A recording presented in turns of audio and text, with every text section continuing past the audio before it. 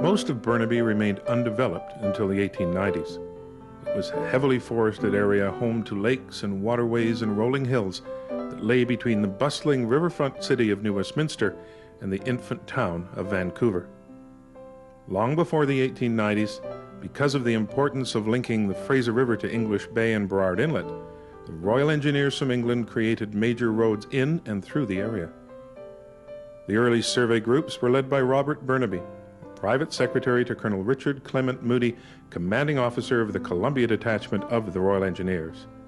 These sappers, as they were called, built the first roads in the Virgin Territory that would become known in time as Burnaby. Logging was the first industry in the area. There was a great demand for lumber to build houses and shops for early settlers. The area was rich in cedar, fir, and hemlock trees, some of which were 10 feet in diameter. Quite a challenge when faced with only axes and 8-foot crosscut saws as tools. In October of 1891, a 12-mile tram line began operation. Dubbed the Colonizer, the line brought an influx of settlers into what is now South Burnaby, where cluster communities sprouted and grew near the stations. Touted as one of the earliest electric interurban tram systems in Canada, it revolutionized freight and passenger transportation between the ports of Vancouver and New Westminster and became a major contributor to development in Burnaby. The tram line connecting the cities attracted settlers to a number of areas in Burnaby. By 1892, a few hundred people had established homes in the Edmonds district, as well as the south side of Burnaby Lake and the eastern end of Deer Lake. The latter area would become the future home of Burnaby Village Museum, opened on November 19, 1971, to commemorate the centennial of British Columbia joining the Confederation of Canada. The museum portrays early life in Burnaby and is a source of community pride. Over the years, it has earned several awards for its outstanding interpretation of early life in Burnaby.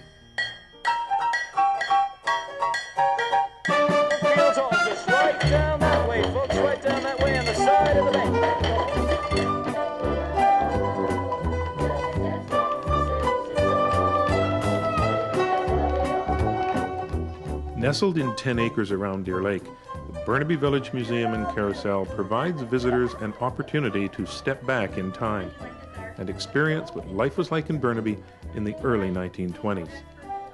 Visitors can walk through the streets of the village where costumed townspeople welcome you into more than 30 picturesque shops and homes. Step into the print shop, where you can receive a first-hand look at typesetting and printing presses that help revolutionize communication. Or visit the blacksmith, where you'll see iron hammered and shaped into the needs of the day, including wagon wheels, horseshoes, and even auto parts. Chat with the Chinese herbalist and find out what he would have recommended to cure the common cold through traditional Chinese herbal medicines and tonics. Demonstrations, exhibits and displays, entertainment and public participation bring the history of Burnaby to life.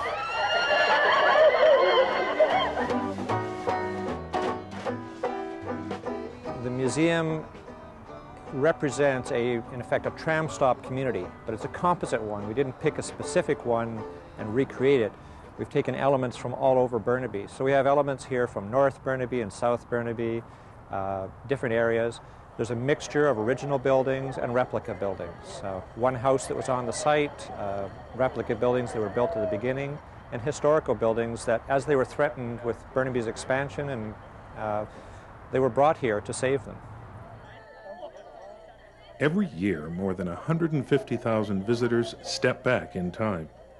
They come from as far away as Europe and the Far East, and from as close as a 5-minute walk.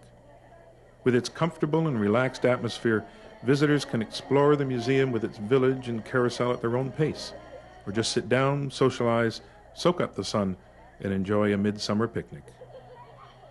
As a center of entertainment and education, the museum can be enjoyed by visitors of all ages. For seniors, it's an opportunity to reminisce and reflect on days gone by. For young people, it's a chance to experience what life was like before computers and video games. First and foremost, we are an educational institution, so we do hope that they go back with an understanding and factual information about what life was back in the period we represent. We also want them to have a good time. We all know that you learn more easily by having fun. And that's one of the things that we try to do as well. We want them to go home and say, boy, that was a great time. And we want them to tell their friends and family, let's go back. A fun, relaxed atmosphere where you can travel back in time through the village at your own pace, providing an opportunity to socialize and enjoy the experience with family and friends. Interpreters create an atmosphere of stepping on board a time machine and into a bygone era. Visitors can interact with them, seeing the results of their work, and ask questions. I teach here during the school year, and the majority of the children will ask, "Were you the teacher here in 1925? You have no idea how that would make me feel. Number one, we get to do the arithmetic on this one, but also it shows me that I am being authentic, and I am portraying the way things would have been done in that era. So what drives you to be interested in this? Oh, it's got to be the public. I mean, whenever you see them understanding and learning and just being a part of what you're trying to share as information, when they get great joy and entertainment out of it, you know, it just makes the job worthwhile. I think what brings me back is the enjoyment of sharing historical information with other people. The excitement I see in children's eyes when they actually realize that there was previous generations who lived in a little different way and did things a little differently. The interaction with the public here, and also for me, the machines are interesting, but in how they affected people's work. That's my interest, is what people did daily lives in the 1920s and before, and conveying that to the people that come in, and they really hopefully get a sense of how people lived and how things have changed, and the continuity as well. It's really what makes it special for me.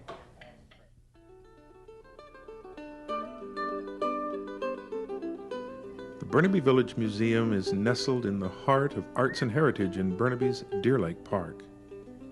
This unique natural oasis is centrally located in the Lower Mainland and offers an escape into the natural beauty of the area.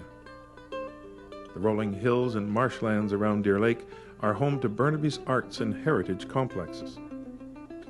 You can take in an art exhibit at the beautifully restored gallery at Sepperly House, then stroll through Century Gardens, home to the city's annual Rhododendron Festival. A short walk away is the architecturally stunning Shadbolt Center for the Arts, home to music, dance, theater, visual and literary arts programs, as well as the James Cowan Theater, a studio theater, and a recital hall. Also nestled in Deer Lake Park is the popular Hart House restaurant, which dates back to 1910, when it was a family home. Pleasant walking trails crisscross the woodlands, marshes, and rolling fields. Nearby are playgrounds, picnic tables, and boat rentals, only steps away from Burnaby Village Museum. You know, this is Burnaby's best kept secret.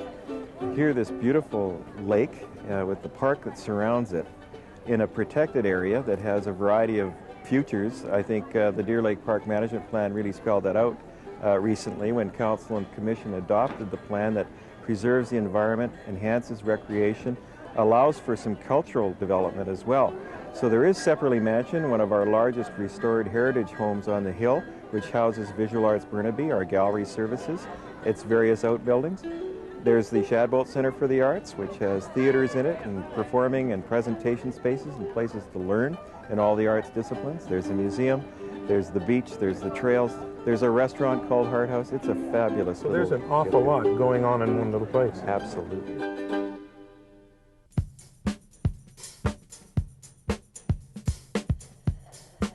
As you cross the rustic wooden bridge near the entrance to the museum, you step back in time to the early 1900s, where the village comes to life with lively shops, costumed interpreters, and replica displays full of products and keepsakes from that era. It's a fascinating way to get in touch with the past and to discover the joys and challenges of life in such a village. The greatest prize when you work towards making the public happy is to seeing their reaction. It is wonderful to see, for example, the tourists from Russia come in and just be amazed at what we have to show them in the blacksmith, for example, or the kids in the schoolhouse who for the first time in a long time, are seeing a hopscotch game as it should be, if you will. So the people's reactions are bread and butter, if you will. During the Roaring 20s, rural life changed dramatically as modern technologies of the industrial age influenced travel, work, and pleasure. Within the community, there would have been a variety of townsfolk who would each provide a service. The small community of the day would have been complete with everything from a movie theater to an auto shop and a blacksmith. The blacksmith here, Mr. Wagner, who worked here in Burnaby, would make things like horseshoes and chains and fences and stuff like that to the general public here in Burnaby. But as factories came by, automation took over, and things like nails and chains and fences and things were made by them instead. Through the museum's interpreters, visitors can interact with important workers of the day, such as the blacksmith, who explains the tools of the trade. At Wagner's blacksmith shop, the heavy anvil, the blower, and the forge are illuminated by the red glow of the coal-burning fire. Sounds of the era bring the shop to life. The clang of the hammer and the sizzle of the water as red-hot metal is cooled. Visitors ask questions as the interpreter explains the job of a blacksmith. If you understand what a volunteer or a staff person goes through as an interpreter, they're given some training. They're given some research information. But, you know, a huge part of what they do is up to their own creative imagination. And when they start living the part, it makes for a living museum. And when they interact with the public and respond and gain experience by dealing with all kinds of different people who come here from all over the place, it really adds for a richer way in which they can interpret. The village is also home to a print shop, where visitors can consider the challenge of setting type in reverse by hand. They can chat with the printer about that revolutionary new machine, the linotype. The print shop is also home to the Burnaby Post newspaper, bringing news of the day to local residents. The interpreters not only have to know the history of the era, but also have to be able to operate the equipment involved in their demonstration. Equipment which can be complicated to operate. This is a fascinating place to work, and this exhibit in particular holds a lot of interest. I mean, printing was always a fascinating, very important trade or profession. It walked that borderline. Printers were very proud of their work as sort of guardians of literacy and informers of the world. Established around an era of optimism, business was booming in the early 20s, and it was an opportunity for shopkeepers to specialize, which in turn led to the creation of professions which others in the community depended upon. No longer was it common for everyone to do all their own baking, cleaning, and craft work. One person that many of the townsfolk depended on was the teacher. The Seaforth School was home to students from 7 grades, who all had to learn the 3 R's, reading, writing, and arithmetic. Courtesy was a must. The schoolhouse interpreter provides visitors with a sense of just how strict the classroom was back in the early 1900s. Sit up straight, hands flat on the desk. Are those fingernails clean? No talking. It's very important to be historically accurate. And because the school was built in 1922, and being a one-room schoolhouse, we also have a list of all the names of the students who actually attended here. When they were interviewed, as well as a lot of our other research, we found the schoolhouse would have been set up this way. It's very, very important to us to show the people the accuracy. The museum provides visitors with an opportunity to learn in a fun and interactive way as they receive a first-hand experience of life in the 20s. They can touch, smell, hear, and see things in a way that a textbook cannot convey. Straight lines, please. There's 5 school programs that are offered from kindergarten to grade 7 or 8. Everything from one program which takes place completely in our schoolhouse, which is the most popular. It's called the 3 R's, where they go through the basics of reading, writing, and arithmetic, saying God save the king, and get their fingernails inspected, all the way to 2 programs, one which zeroes in on the businesses and the evolution of technology and its impact on village life, and another which is similar but zeroes in on the homes in the village, where the children are encouraged to experience what a child's chores would have been like at that period. Most of them are quite stunned.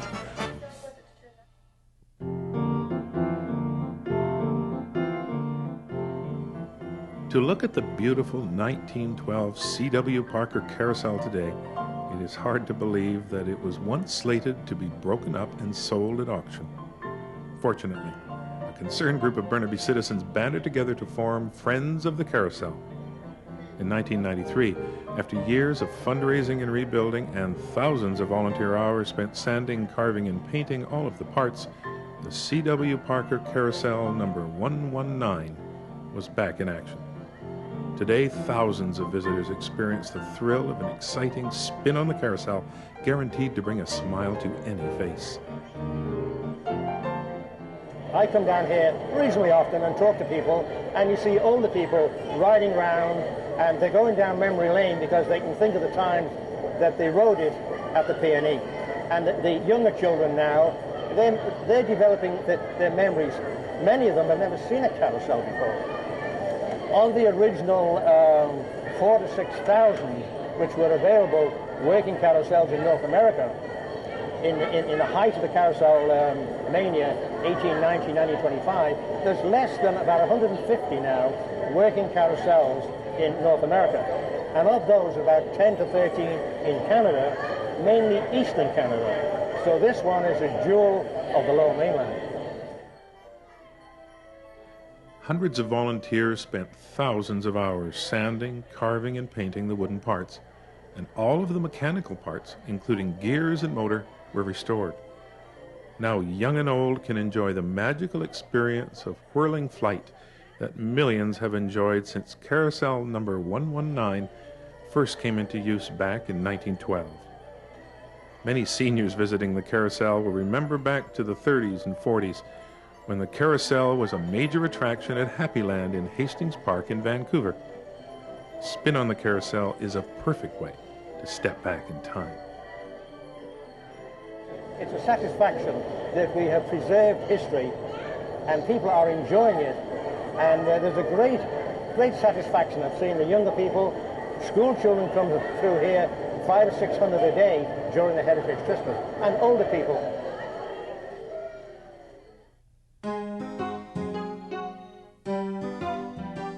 A major objective of Burnaby Village Museum is to collect, preserve, research, document, and interpret artifacts and historical buildings from Burnaby's past.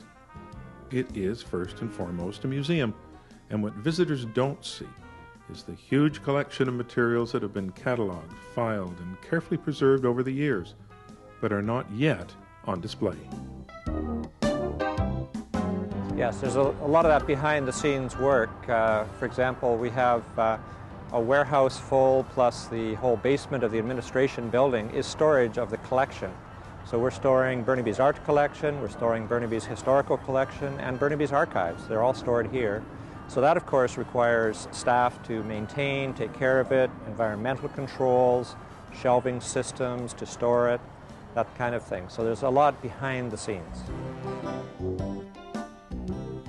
Authenticity of the various displays is of utmost importance, which is why so much research is done on the products and merchandise that are displayed in the buildings. We collect in order to furnish the village. That's no mean feat. You have to assemble multiples of many things. For example, you have a number of shops, stores. You need a cash register for every one. So we wind up collecting perhaps 24 cash registers in the collection, most of which we use. The same is true of furniture for houses in the village and merchandise for the stores. So we collect all of the items you'd expect to find in the village from the mid-1920s. In addition to that, our mandate empowers us to collect for all of Burnaby for all of time. So essentially from the beginning of time, as we can see it, to last week, if it's appropriate. As items are collected from Burnaby's past, not all items are from the 1890s to the 1920s, the era that the museum represents. Because of this, the Stride Gallery was recreated to allow for temporary exhibitions of the museum's vast collection of materials from other eras. materials that would otherwise not be seen by visitors. You know, the Burnaby Village Museum started out as a period museum representing the area from around 1890 to 1925. Now, choosing a period like that helps us focus on the artifacts, the displays, the costumes, and the story that we're going to tell. But, you know, curiously, that only allows us to exploit at any one point in time maybe 15% of our collection. It would be wonderful to have new opportunities to show more of Burnaby's stories that came before and after. And I think that has to be part of our future when we look at a new policy for our institution. How can we retain the core of the Village Museum and still find ways to tell stories outside of that historic period?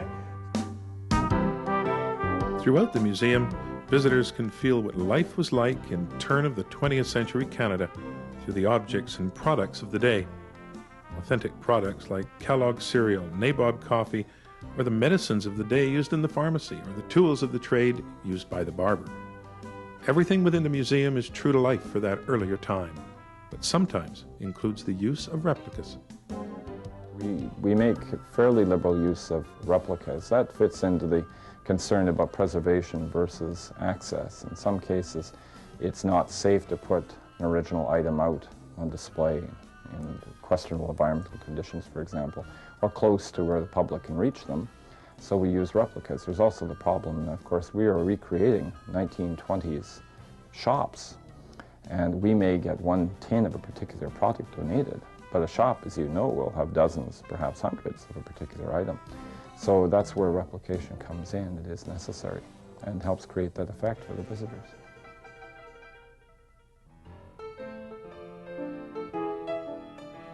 The Charleston, the Lindy Hop, Victrola's in the music shop, the Sheik of Araby, the Old Mill Stream, HMS Pinafore, Tin Pan Alley music scores, and ukuleles hanging from a beam.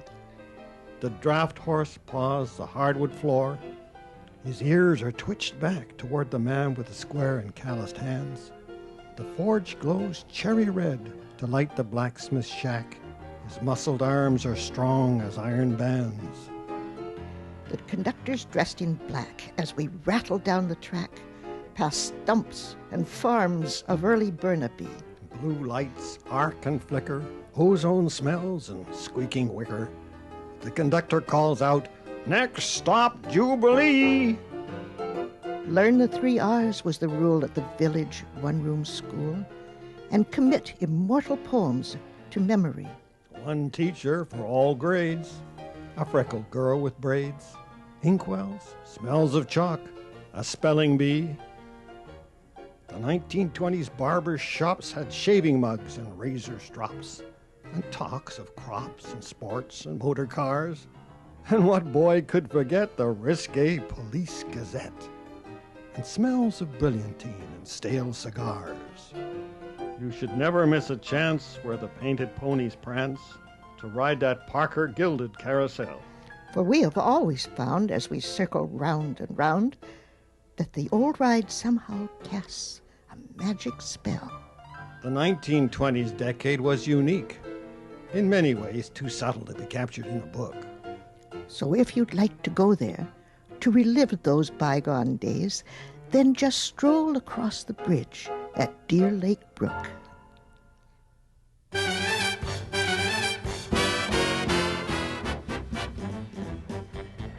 Throughout the year, the Burnaby Village Museum is alive with activity, as annual events provide the perfect time to celebrate traditions.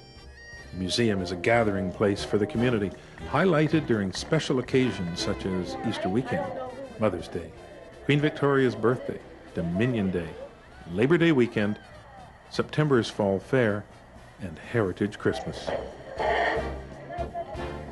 Well, for the special events, usually it's from our opening, which is usually early May, all the way then to end of September, and then again at Christmas time.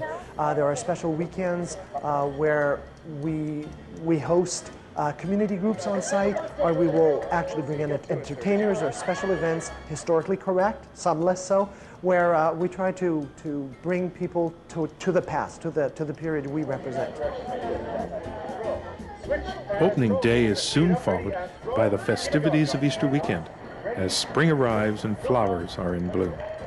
It's the perfect time to create that colorful Easter bonnet and have a parade.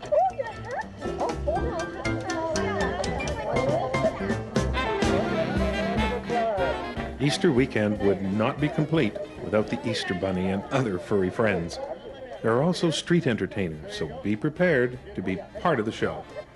Easter weekend is a wonderful opportunity to get outside and shake off those winter blues.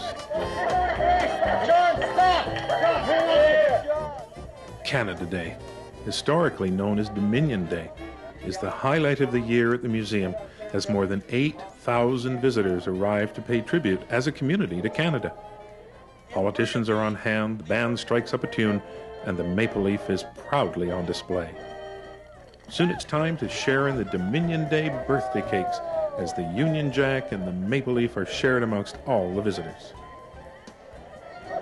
That is our busiest day. It is the only day in the year where we do not charge admission, and where all the politicians are present and have a ball. We have an average of 8,000 people who are here that day. As summer draws to an end, Labor Day weekend and the museum's fall fair provide one last opportunity to bask in the sun and enjoy the atmosphere of the village as entertainers put on a show, interpreters bring smiles to faces, and families enjoy a late summer picnic. At the fall fair, it's just like the old days. Baking contests bring out some terrific treats. The kids enjoy a scarecrow building contest, and a collection of antique cars is on hand for all to admire. In late November, the museum springs back to life as Heritage Christmas celebrates the holiday season in its own special way. Father Christmas himself shares with youngsters of all ages the true meaning of Christmas. And the Love Farmhouse highlights the scene of a Christmas morning from over 75 years ago. The room is colorfully decorated in the fashion of the day. At night, the village sparkles with hundreds of twinkling colored lights. Many buildings are beautifully decorated for the festive season.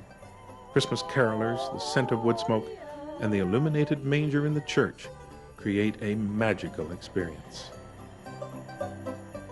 We end the year and we go right into the first week of January usually, and it's called the Heritage Christmas, which speaks for itself in that the public goes from exhibit to exhibit, and each house, each business will have the touches of Christmas that it would have been obvious in a village similar to ours in the 1920s. We also have entertainers, choirs, the school choirs come in, and generally a Christmas flair to the entire site.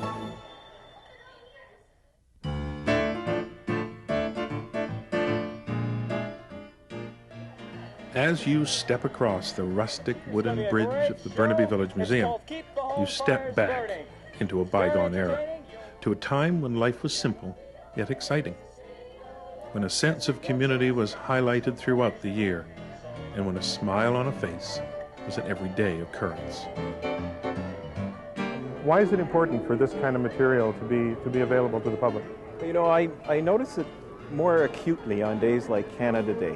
And earlier in the afternoon, I was noticing a lot of new Canadians who are pausing to get their photograph taken with members of the RCMP. And it brings to mind what many Canadians who have been born and raised here, maybe for many generations, maybe take for granted. And that our civic pride, our sense of place, our cultural identity is so often wrapped up in the artifacts, the buildings that have disappeared, the stories that people tell, the missions and lives that they have led. And I think the Village Museum gives us an opportunity to see that brought to life and remind us, whether we are elderly folks or youngsters, that we do have a past that's worth noting and preserving and valuing. This is all about taking those stories seriously and making them a part of our daily lives. Visitors take away memories from the Burnaby Village Museum. Memories that they have seen carefully preserved and cherished by the museum. And new memories that they create with their family and friends as they step back in time.